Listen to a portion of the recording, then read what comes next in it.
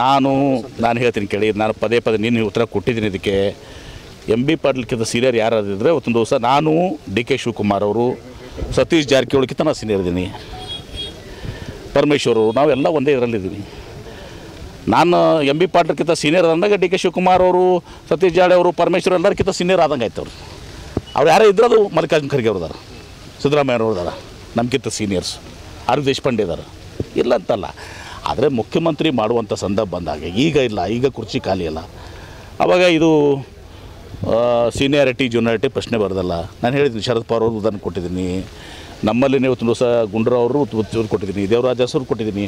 ನಾನು ನಿನ್ನೆ ನೋಡ್ತಾ ಇದ್ದೆ ಒಂದು ಸ್ವಲ್ಪ, ಅದರಲ್ಲಿ 100 ಜನ ಕಾಂಗ್ರೆಸ್ನಲ್ಲಿ, ನಮ್ಮ ಪಕ್ಷದಿಂದನೂ ಕೂಡ ಬೇರೆ ಪಕ್ಷದಿಂದ ಕೂಡ 28 ವಯಸ್ಸಿನಿಂದ ಒಂದು 100 ಜನ ಒಂದು ದಿವಸ ಮುಖ್ಯಮಂತ್ರಿಗಳಾಗಿದ್ದಾರೆ.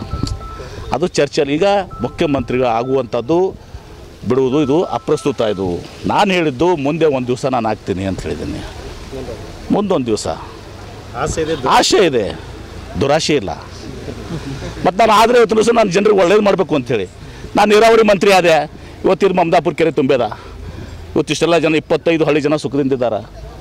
ನಾನು ಮುಖ್ಯಮಂತ್ರಿ ಆದರೆ ಒಂದು ದಿವಸ ವಿಜಯಪುರ ಜಿಲ್ಲೆ ಜನರಿಗೆ ಸಂತೋಷ ಅಲ್ಲ, ಕರ್ನಾಟಕ ಜನರಿಗೆ ಸಂತೋಷ ಅಲ್ಲ, ಒಳ್ಳೆ ಕೆಲಸ ಮಾಡ್ತೀನಿ ಆ ವಿಶ್ವಾಸ ನನಗಿದೆ.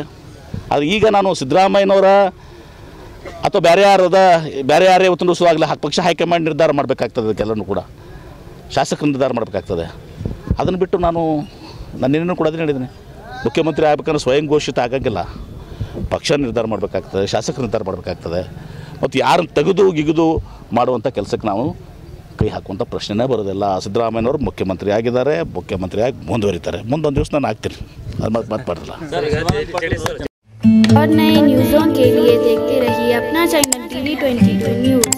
लाइक करें, शेयर करें, सब्सक्राइब करें और बेल आइकन बटन दबाना ना भूलें।